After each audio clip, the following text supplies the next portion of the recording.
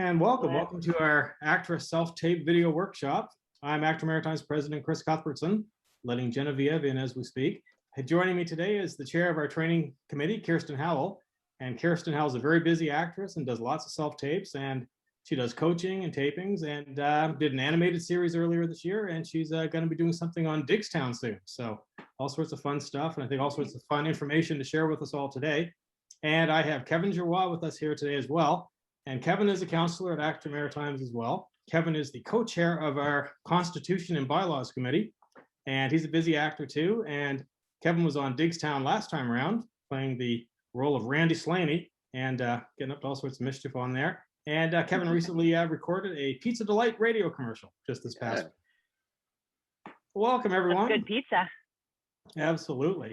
Hey, Chris, I'll just let folks know I'll watch the chat, so you'll keep an eye on that too, Chris, as questions come up as well. Yeah. Just before we go, I think I'll read off the participant list so everybody knows who's here. And great idea. Yeah, absolutely. And we've got Amber. I believe Amber Dunn is here. Andrea Diamond. We have an Ann. That might be Ann Merritt. We have another Ann, Ann Shaftel. Someone named Boxhead. Bridget. Catherine's iPhone. Faith's iPhone. Genevieve Steele, Glenn Wadman, someone named Hello, Josh McDonald, Juan Camilo Arboleda, and how do you pronounce your last name, Juan? Haha.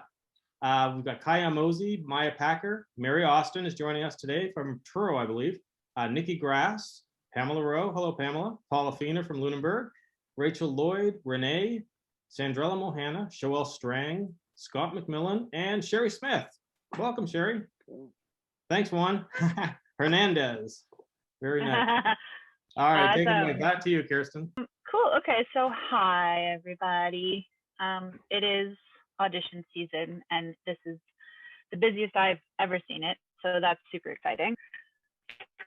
I know a lot of you have a lot of questions about self-tapes, and we will absolutely get to all of them. I'm just going to go through like a quick little sort of checklist of things that I like to see, things that are kind of pet peeves of mine in self-tapes. And then we can focus on more like specific questions, and feel free to ask something that's personal to you if you want, just put it in the chat. And we'll try to get to all of them. We have about an hour today, so let's just get started. So the self-tape audition is first and foremost the same as an on-camera audition, a live on-camera audition. So all of the things you know already about that, you can keep all those things and just apply them to your self-tape. And I think that's an important thing to remember, because I think we get so caught up in technical side of the self-tapes and trying to make it perfect and being really, really self-analytical. And you don't always need to be. So, you know, give yourself a break. Okay, so the most important things for a self-tape are, can I see you clearly? Can I hear you clearly? Have you followed all of the instructions? And do you have a live reader? So if you have checked yes to all four of those things, then you're in really great shape. A lot of the time it is dark.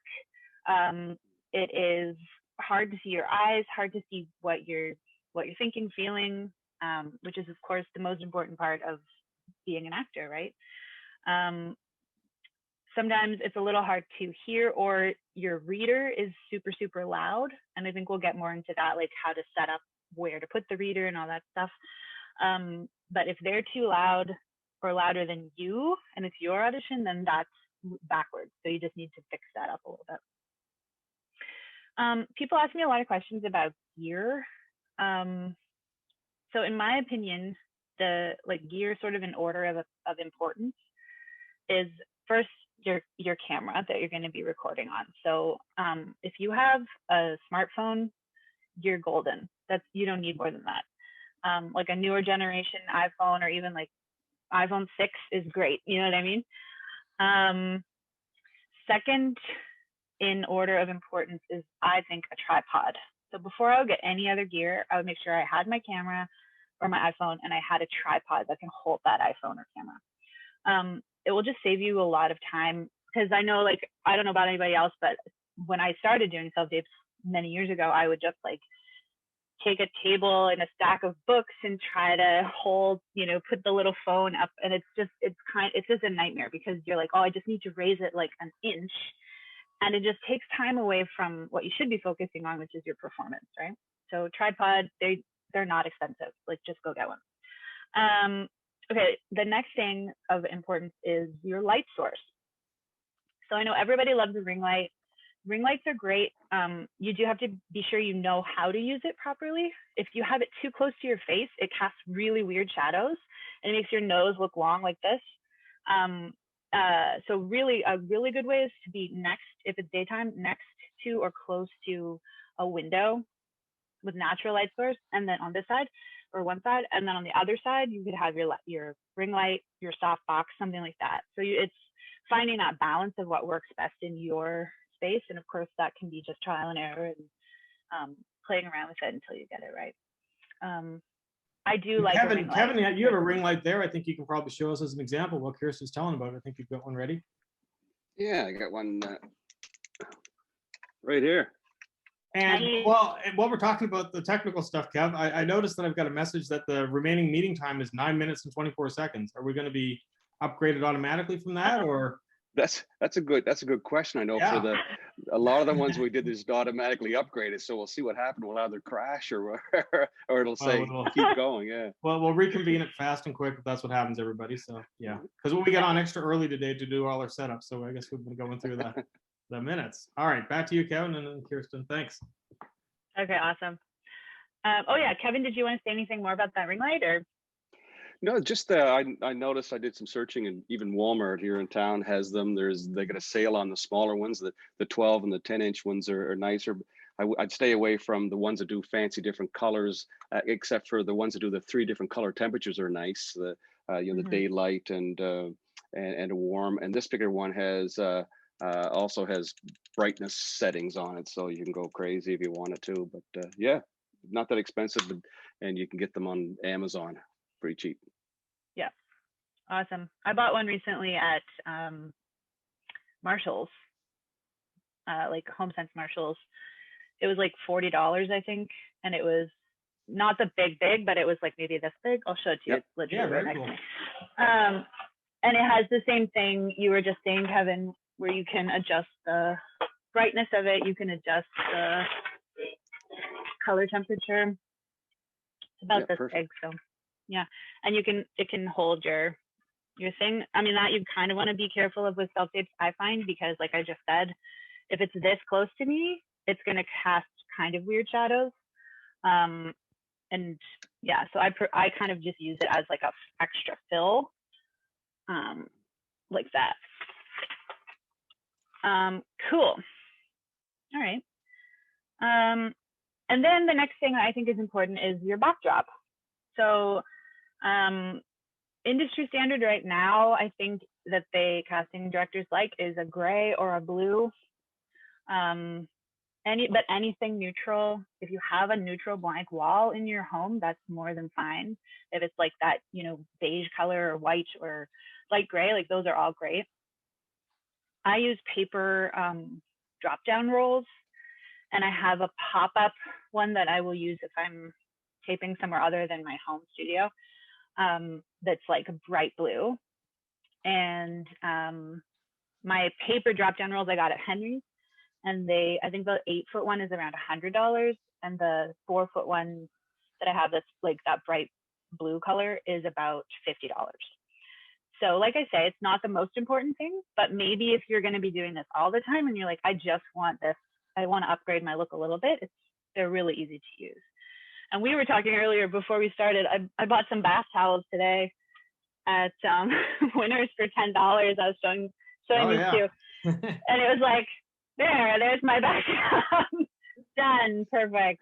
It doesn't have to be crazy. You don't have to go spend $1 million on this. And like I think Chris was saying earlier, like use what you have right now and don't stress about all these other things, because the thing you need to focus on is your acting and your performance and your character development. All the other stuff is just icing, right? Okay. Do you guys have anything to say about backdrops before I move on? No, I think so. And I think, I go to a lot of ACTRA meetings that we have nationally across the country, and all the actors from Toronto and BC, and everyone is doing self-tapes, and things are very busy with us here. And if you live in Toronto, for instance, some people have 4 auditions the next day that are due at 10 in the morning. I've got to do them all at home, self-taping and everything. So there's a whole lot involved for all of us to figure out how we can do this, how we can do it as quickly as the casting directors need the tapes from us and all of that stuff. So, and a lot of people talked about how, they live in all sorts of different settings, and especially in bigger cities, people still live in apartments or small condos. And some of them are like, it takes me an hour and a half to turn my house upside down to make what looks like an audition space here in my house. So these are all things we have to figure out. So like you're saying, Exactly. Kirstin, the best way and the easiest way that you can figure out some space to make it look like there's this sort of neutral space behind you is fabulous. So yeah. And that's Yeah, the only and thing I'd add. Yes, The only thing I'd add is try not to use a white sheet behind you, because obviously the light, your eye's going to go right to the background if it's something that's bright white. And the other thing is not to have busy stuff in the background, because I'm sure everybody's looking to see what's behind you. But so if you can clear off a wall, if you're using a wall and you don't have something to drape, then try not to use white. Yeah, great point. And like literally, well, I'm gonna get to my list of pet peeves, but one of my pet peeves is when I see a self-tape where it's like you have a great neutral wall and there's like a light switch or something like way just on the side. It's so distracting to me. And I get it, like it's hard, but literally all you have to do is get whoever's helping you tape or do it yourself when you're setting up and just zoom in a 0.1 on your phone, just like pinch and zoom in, or this way, I guess, pinch and zoom in. And that will just take your frame. It'll actually probably be a better frame, because another thing people tend to do is their framing is much too wide. So yeah, just pinch it and just make sure that those little things, again, it's not going to make or break your audition, but it is going to be distracting, and it's a very easy thing to fix. It doesn't cost any money.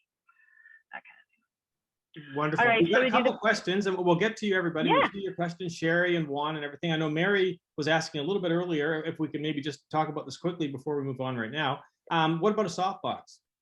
How much do those cost, and do either of you use them, or what do you think about that? Kevin, do you use a softbox? I had one for a while, and they're great for a film set and whatnot. They are big. I find this, just this ring light works great, and also the one that I bought has its own stand. It'll go up quite high, so it also doubles as your tripod as well. Yeah, but if you have a softbox, it's a nice way of diffusing the light rather than harsh lights. Absolutely, yeah. Yeah, and things are much improved now. Yeah. Sorry, Kirstin, go ahead. Oh, that's okay. With a softbox, I find you need two. You need two of them, because it's that same thing as shadows. I was saying. Yeah, so you really have to have one on each side of your face. I find they can be a little bit more temperamental. So if you have someone you're working with who can really move them around, make sure the color temperature is good, and they're not too bright and they're not too dim, then they're great. I don't really know how much I would guess around $100 for a softbox kit on Amazon, something like that. So none of this stuff is like $1,000 commitment. Like, please, for the love of God, don't do that. Yeah, okay. So the only other thing, we're at 2 minutes before the meeting may end, Kev, so we'll see what happens. If we get booted out, everybody, hang on, but we'll get a new Zoom link for you, and we'll get this all back up and running as soon as we can. So maybe before we go, just because these questions, I don't know, they might disappear if we're out of this. Sherry Smith wants to know where to find a tripod specific to holding a phone. And they're all over the place. Kevin, you've got a couple there. I've got one or two here. This is a little mini one right here. It's got a phone in it right now. And it just adjusts so that you can, put the phone in either direction. And these are easily found at Henry's. Almost everything we talk about today, you can buy at Henry's in Bears Lake. But as many people will tell you, and many of our members have done, you can find very similar products for some of these at a fraction of the price. Ordered it on Amazon, and it's at your house in a few days, kind of thing. So yeah. Phone clips as well, if you have a tripod. I got that. I think the first too, yeah. My first tripod was one of those machines you use for steam cleaning. I just duct taped my phone to it, but that was a while back. Yeah, I had a selfie stick at one point that I duct taped to a tripod so that I could raise it. I got a tripod once at Walmart. I think it was maybe $30. And then at Henry's, they have, I like these ones because it clips right into the top of the tripod thing, like where you would put a nice camera. Yeah. And it was like $12. Yeah. Just a little plastic thing to hold the phone. So they're quite inexpensive. if this meeting ends, Chris, because it's flashing less than a minute at me, would people just click on the same link to come back to this one? Or? I think Kevin might need to send us a new link, possibly. Yeah. Okay. I could post that we're on maybe the ACTRA Facebook site. It'll go on the ACTRA. Yeah. Yeah. Perfect. Juan wanted to know for microphones, is it okay to use your AirPods while you're auditioning? What do you guys think about having, like, I have my little your AirPods in now. What do you think about having them in ears so that the sound quality is better? I don't really see a problem with it. I know lots of actors do that. If you think it helps the sound, helps your performance, makes you feel more confident, I don't think anybody would ever be like, that guy was using AirPods, you're fired. Like, right? No, I think you're totally right. You're going to say, Kev? Yeah, I was going to say the one thing about the sound quality is never zoom the camera, right? Never zoom in. So always bring it as close to you as possible, and then you'll get good sound from the camera. If it's way back, it's going to get echoey. I guess the thing about these, it might be distracting, or if I'm watching a self-tape and you're doing your monologue, is somebody feeding Kevin the monologue with those earbuds in? So it's the other thing, I never tried these, but it's a good thing, a tech thing to try, is because the microphone's there, I'm wondering if it'll work without it in your ear. If I had it tucked in my shirt or something like that, maybe the microphone still works. So I'm interested in trying that, because these microphones are pretty good. But I think that the real tip there is, if people have the phone too far away from them, I found the sound quality's not the best for the actor. It's really good for the reader, which I know you're going to get into a little bit there. So that's just my thought on those. Yeah. Yeah, I think that makes total sense too. And I love that idea of just tuck that in your shirt pocket or something and use it as like a lav mic and see if that. I'm going to try that. Yeah, do that. I would like to see that. That'd be really interesting. But otherwise, I mean, personally, I feel like anything, again, if you're like, this makes my tape way better, and this makes me feel more confident, just do it. They're not going to sit in their casting meeting being like, he had AirPods in, I hate. But it could be distracting. Yeah. I hate AirPods. Apple sucks, or whatever. I don't know. Sandrell says, I bought a lav mic and it takes the echo out and automatically makes the reader less loud. Yep, totally. You folks are better at answering those technical questions. Just on a quick on microphones. I mean, there's I don't even use DSLRs anymore for self tapes. It's because the phone's so great. But I have this great Rode mic, that used to plug into my DSLR because it had a crappy microphone. And you can buy from Henry's this little adapter cable. I got two cables here because I've got the lightning, whatever they call it, lightning bolt. But this cable here, has the 4-pin connector for inside my cell phone that I just connect my microphone to.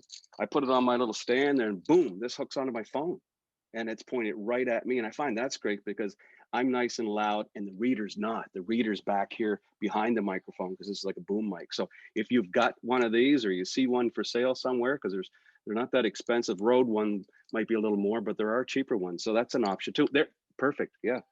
Yeah, and I own the same Rode one that Kevin has there, and I also have a Sennheiser one.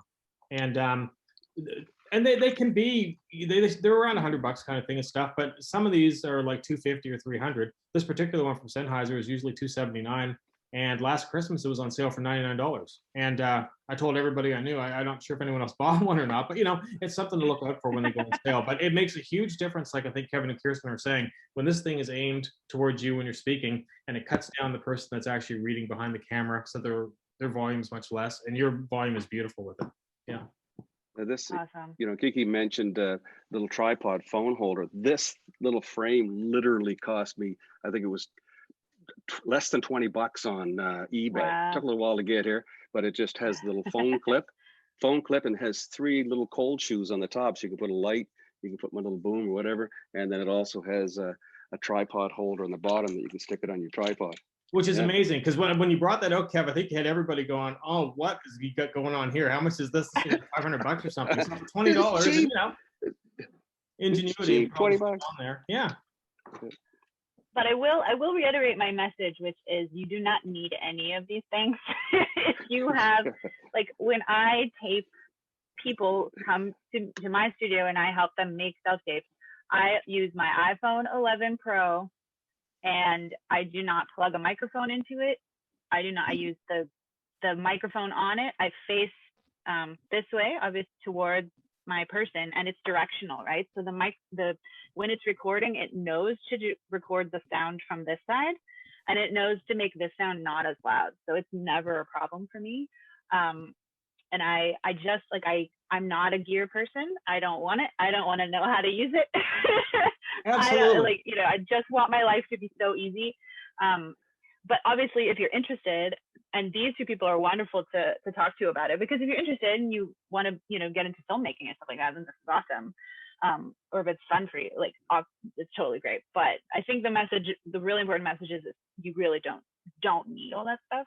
No, and like Kevin said about his DSLR or whatever, this is where we all started with DSLRs and with video cameras and everything. And pretty much across the board for pretty much everybody now, we're all using either your iPhone or your Android phone or whatever you happen to have. And that's what it is. The picture quality is fabulous. All these issues that we used to have to deal with lighting, these phones are incredible now. It's taken so much out of it that it's, you can pretty much take the phone out and only have one light on, and it's actually pretty decent. So you don't want to get in situations where you have not enough light at all and it looks terrible. And we'll talk about that too. But Kirstin's 100% right. We're talking about using your phone with what it is and how you can make it look good and where you're supposed to be looking, and making sure that really the focus, like Kirstin said, I believe earlier on, is on your acting. So, and Kevin, you had a point. Just one more thing with the phone, and I picked up on it when Kiki was saying that about the aiming the good camera at you. I know it's tempting for folks to turn the phone around the other way so they can see themselves in the framing, but that's, for most phones, that's not the good camera. It's not going to give you the great sound. So you have someone frame it. The film's free, right? So just turn it on, go do a little test, pretend you're doing your lines, go back, watch it, and say, you know what? I'll get a little closer. Put a little piece of tape on the floor, but always use the good camera. And I think some people, when they have the camera turned around so they can see themselves too, they're tempted to look at it, right? Oh, yeah. Tempted to look at the lens. So. Yeah. Before we move on, Sandrella. I am looking at it. Oh yeah. I was going to say, before we move on, Sandrella says, I bought a Lav mic and it takes the echo out. It takes the echo out and automatically makes the reader less loud. And lavaliers are fabulous for that. So Rachel Lloyd was asking, can you still hear the reader with the Lav? And Sandrella says, yes, I can still hear the reader fine. And this way the reader can read at just a normal voice level. So fabulous. Cool. Let me get into my list of pet peeves, yeah? And we'll be back to answer your questions, Juan and Josh McDonald, very soon. Loving all the questions, everybody. Thanks for bringing them in. All right, Kirstin. Yeah, this is great. It's a great conversation. Okay. Well, I think I covered that one. Focusing on your setup and your look and your clothes and what your makeup look like and all that stuff more than your acting is not a great way to do this. Okay, so, basic thing, not everybody knows this, and like Kevin was just saying, you want to see, if I'm doing my audition, I'm the auditioner, I want this camera towards me. I don't want to see the screen, okay? I want my phone to be in horizontal, not vertical. If you're making a TikTok video or something, cool, put it in vertical. Self-tapes are this way. It will drive casting crazy. A question I've been asked a lot, if they ask for, we'll get into slates later, but if they ask for a full body slate, sometimes it's the only way you can fit your whole body is to just shoot your slate this way. That's okay. Edit that in, and we'll talk about editing and stuff later too. God, we're gonna run out of time. But your scenes, make sure your camera is this way, because casting will be very annoyed with you.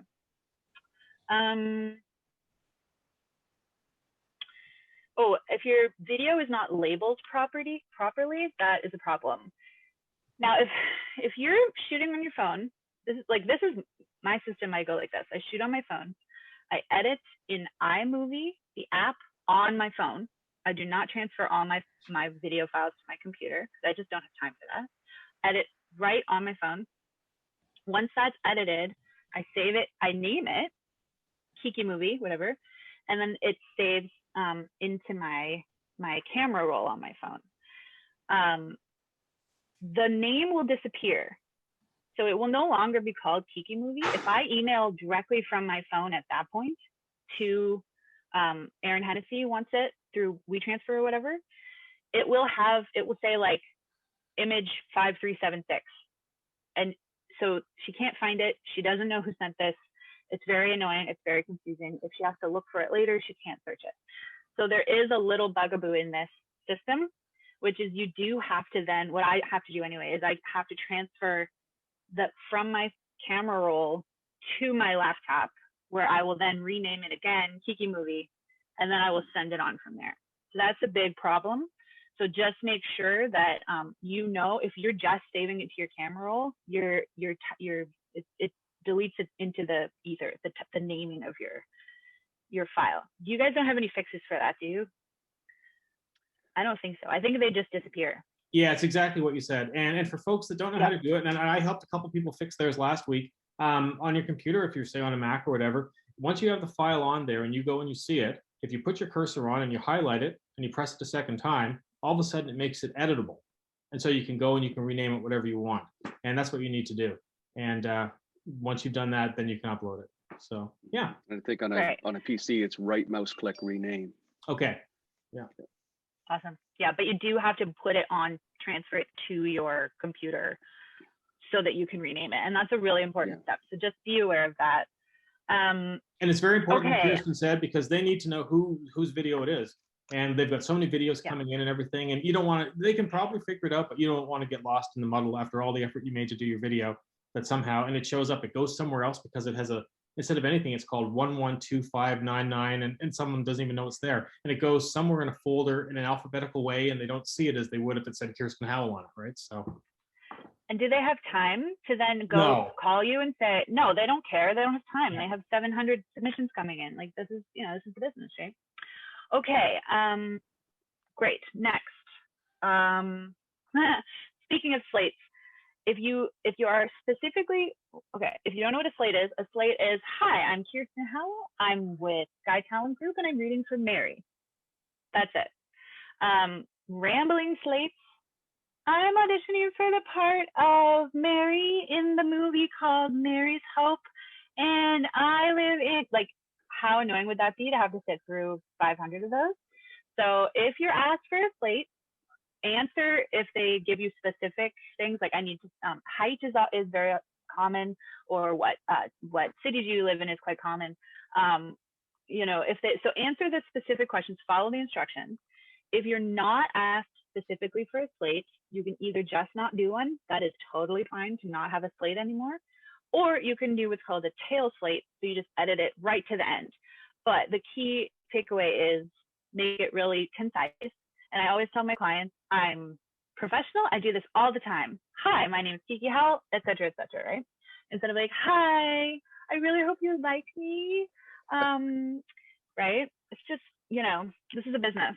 This is great. You must have watched my last self-tape. Sorry about that. I did actually. Yeah, I made a note. Stop doing that. Well, you tried, Kev. Yeah, you did your best. Stop it. Okay. So rambling slates, don't do it. Too dark. I think we talked about that. That's quite common. So just really make sure you're playing with your space, playing with your setup. Something else that's important is turn your brightness all the way up on, you can't really see that. Turn your brightness all the way up on your phone. Sometimes we have it down or it's automatic. When you go to shoot, make sure your brightness and your volume are all the way up, because that can affect what the camera can see. Loud reader, we've talked about that a little bit. So let me take a little step back before I get to the end of all my pet peeves. Okay, so I'm taping. I am the auditioner, okay? So my camera is here, and so the video is on me this way, the camera. You want to put your human live person reader, who's ideally in your home with you live in that moment, kind of over here, semi-close, so that the eye level is pretty much the same as where your camera eye level is. And you will physically talk to this person. So this is your, what's called an eye line, okay? So eye lines are super important, and if we have time, we'll talk more about that. because you don't want to look directly into the camera lens. You want to look just to the side and put them like, you know, like a foot back, and just tell them, hey, don't talk too loud.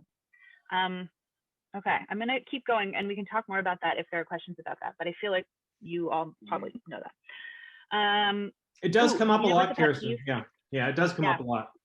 And the only one thing I'd quickly say about that is I think almost everyone here has been to auditions at FilmWorks and been to auditions with Aaron, and you know, and you remember what it was like when Zoe was reading with you on something, or Jill Anderson was there reading, or Friedson was reading or something. So it's that sort of position that they're in. Duplicate that at home with your reader. And because we're seeing a lot of folks that aren't doing that at all. They're looking all sorts of other places. They're looking way up. They're, you know, and yeah. And the trick, and practice that too, because I know with a cell phone, the angle of these lenses is you don't have to look too far away before it looks really weird, right? You can be, you know, as Kiki said, you're looking right next to the camera and it looks great. You think it's too close, but you know, just practice that. Again, the film's cheap. Just tape one, practice one, and go back and watch it and say, yeah, I'm looking too far away. Because Chris, you see some of them that looks like the person is, they think they're looking close to the camera, but it looks like there's a side profile almost. Oh no, for sure. And I think even though I just mentioned about the casting rooms that we're familiar with of real life auditions, I think we have to cheat that even closer to the camera now, because I think we're all noticing using our phones that, oh, that's too far away even. It's even closer, just a little bit on the side there, and gives a nice eye line, and so that we can see you. Yeah. Yeah, and especially because now our framing is a lot closer too. Yeah. Like we really want to be in a close up. We don't want to be waist up. We really want to be head and shoulders. So if I'm looking directly into the lens right now, which I am, I want really only to look maybe that far, or that far. If I have two people in the scene, I'll talk to person one, and I'll talk to person two. Yeah. Person one, talk to person two. You don't want to be talking to person one. I'm talking to person two because we can't see your acting. Great. Okay. The other thing about the reader is make them a live human person whenever possible. I understand sometimes you get a call at midnight and it's due at 1 a.m. and that's fine. And you have to just like record yourself on your phone or like whatever, just get it done. But in the ideal situation, you have a human person with you in the room. Or what's happening a lot because of COVID, and this is okay too. Again, it's not ideal, but it's okay. Have a friend or your reader on a second device, on FaceTime, or even just on the phone, on speakerphone. It works really quite well as long as you have good internet access, so there's not a lag. But what you don't want is having a recording of like yourself saying the other lines.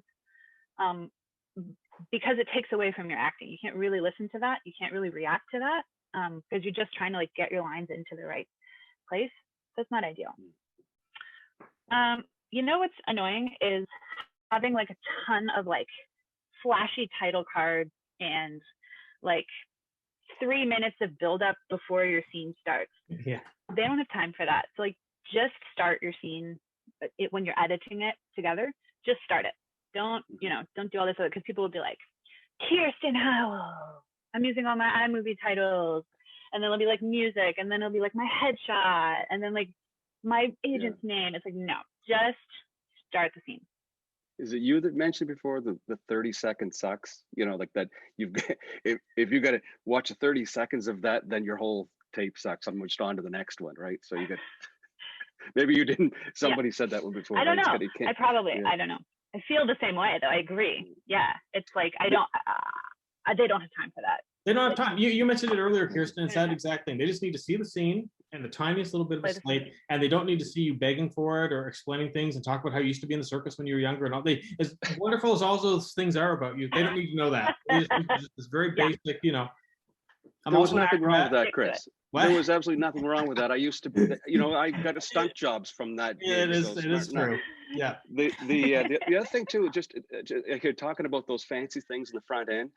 Chris and I discovered early on that if you know, the fade in, fade out, it's an easy little button on the phone. Yeah. The problem with that is when your thumbnail appears with everybody else's on the screen and they're clicking through them, everybody's got that slate face on, but yours is a black screen because you chose to put a little fade, right? Yep. So as much as you want, oh, that looks nice fading in, don't do it.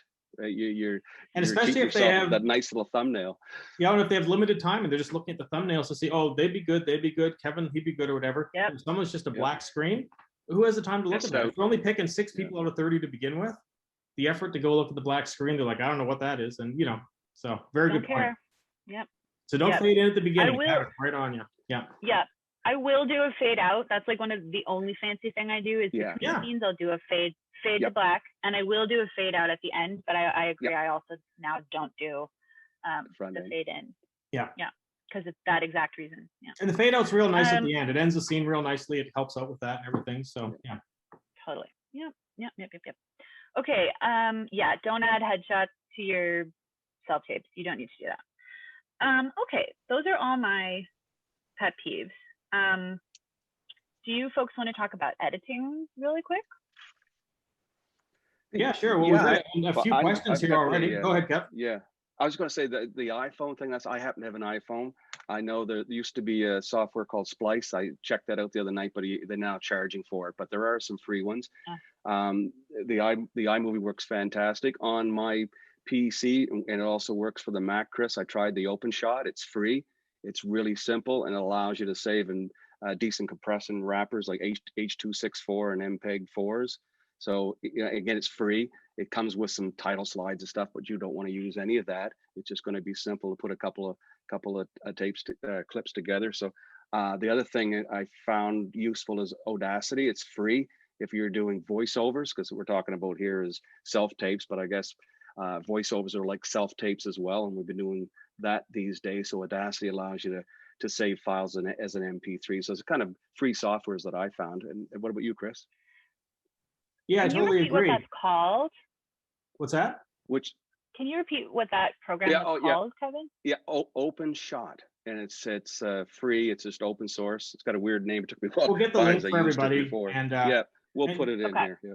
Yeah, I would just add, Kevin and I both also work at Nova Scotia Community College, and we did a number of workshops last year with all the faculty and instructors to help them do a similar thing to what we're doing here, how to do their online learning courses and everything, how to tape themselves, and then how to tape themselves at home when we were in lockdown, and just using stuff that you had at home. And so everyone was always looking for what is the cheapest editing software I can buy, or what's a good thing that's not too expensive.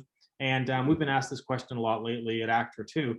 And the one that's come up at the college that Kevin just mentioned, it's called OpenShot. And what's excellent about it for a couple of reasons, but apparently it's free, and it works for both a PC and a Mac.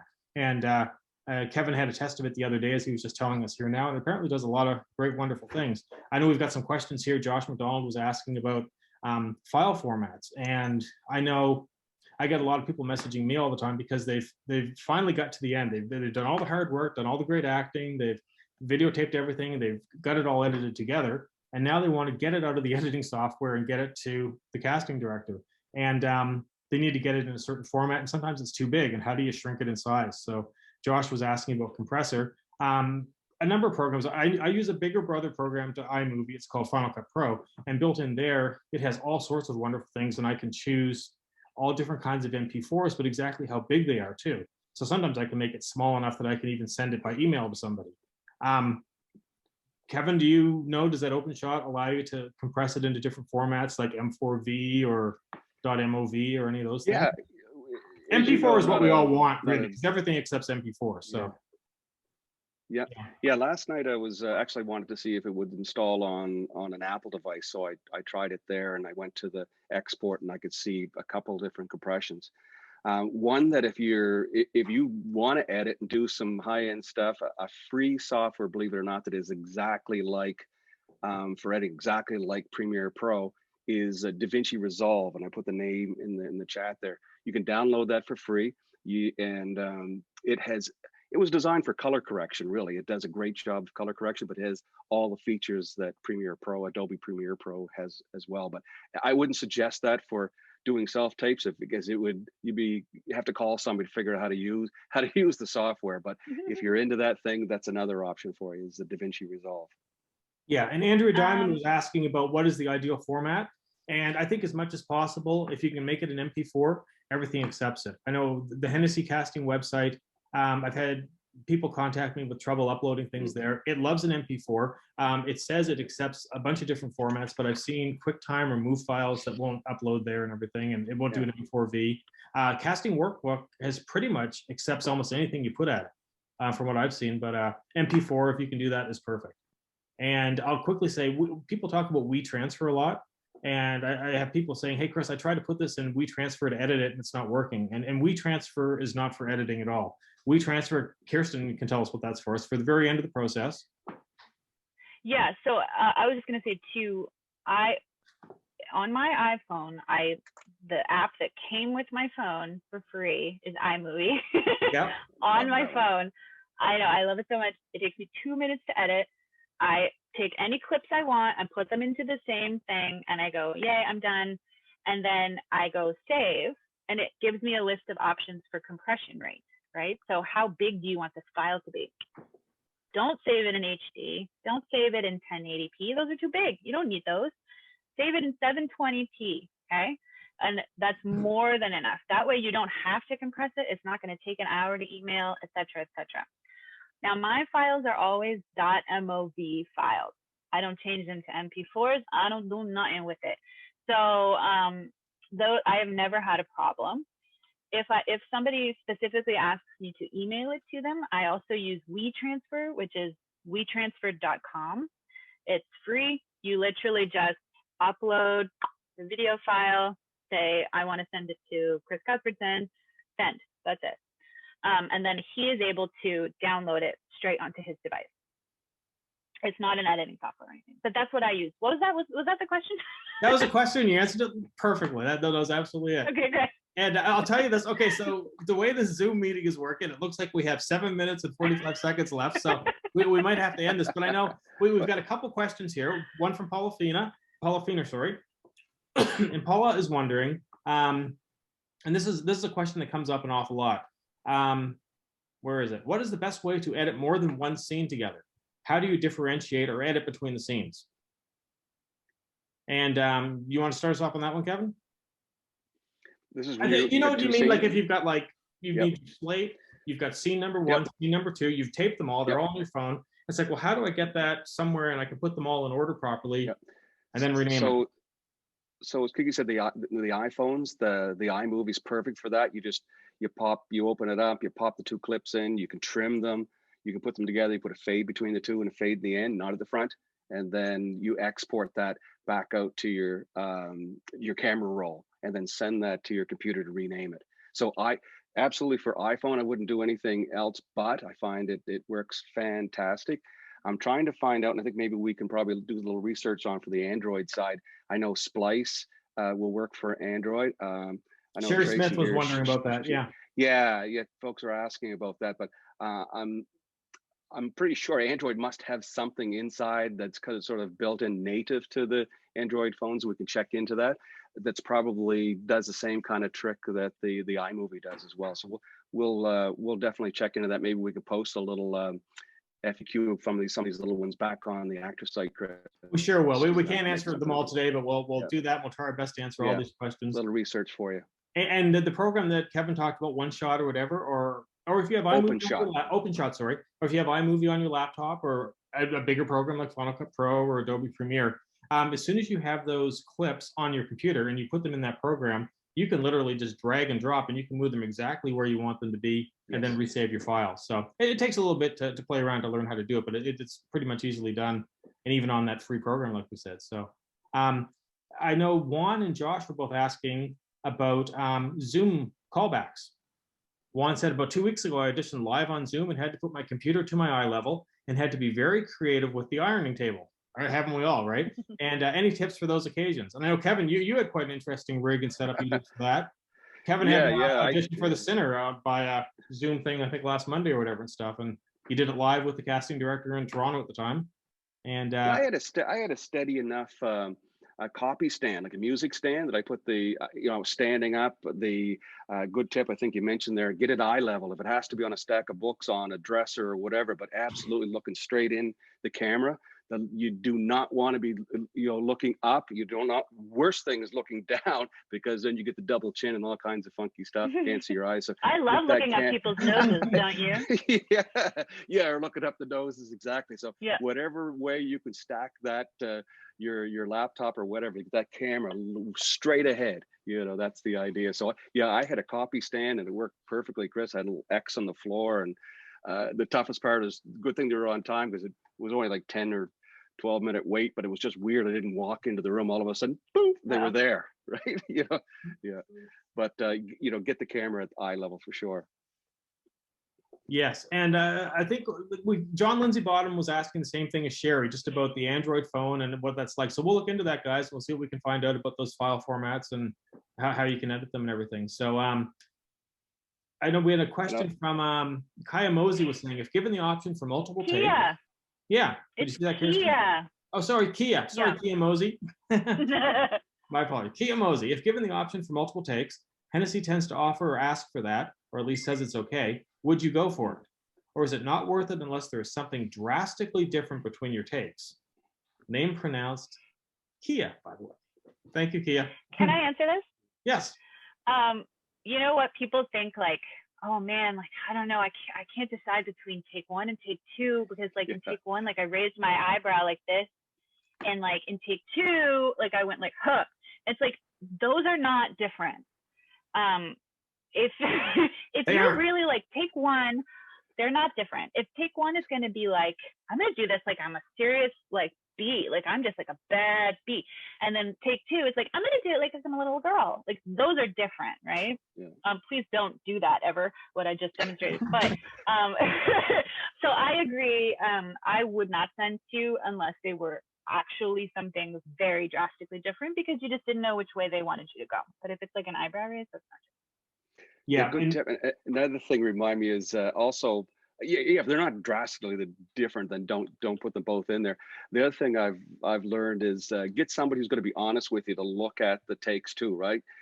Not somebody who says, oh, I know that one. And if they do say this one's better, ask them why. And if they say, yeah, because your hair was a little better in the second one. No, that's not what I was looking for. I mean, if you watch this, did you buy what I was saying, right? So get somebody to watch it that watches a ton of TV. My worst or best critic, I guess, is my spouse, right? She'll be brutally honest if she thinks it sucks. So yeah, I'll ask her what her opinion was or whatever, and she'll say, but don't get somebody just look at it and say, oh, that's nice. Yeah, you had a nicer smile on this one, Chris. So I think you should use that one. No, and you can have seven. Really... Yeah, I was going to say you can have seven takes of this, and we all know the differences between each one. Yeah. But if you had anybody else watch one of those, walk away for 5 or 10 minutes, come back, and you showed them a totally different one, they think they were looking at the exact same take, because you're doing, generally speaking, the same thing and all of that, unless, like Kirstin's example, you are doing two seriously, drastically different things. So, and we're at less than a minute, guys. So I think we're wrapping this up, and maybe we'll do another session soon, and we'll see what we can do to answer everybody's questions here. And if you want to send us any messages by in our Facebook group or by email or whatever, questions that we've somehow missed on here, because there's quite a few really awesome ones and everything, we'll definitely get back to you and see what we can do to get the answers for you. Yeah. Thanks, Sounds everyone. Good, guys. Thanks for attending. You get the final word, Kiki. I know you do classes and stuff too, right? You have workshops. Yeah, look me up, Kirstin Howell or the LA Technique. And if you want help coaching with your auditions or self-tapes, or you want to tape with me, just give me a holler and we'll see what we can do. That's Wonderful. We were chasing the clock on this one. We weren't even chasing the clock. We're happy to go past 6 o'clock, and somehow it's 6:01, and we're going to get booted off, I guess. But I'm not seeing everybody. Thanks for joining us, everyone. Go back for a third one. Yeah. Thank you. Thanks, everyone. Wonderful seeing you all. Thanks, guys. Bye. Bye.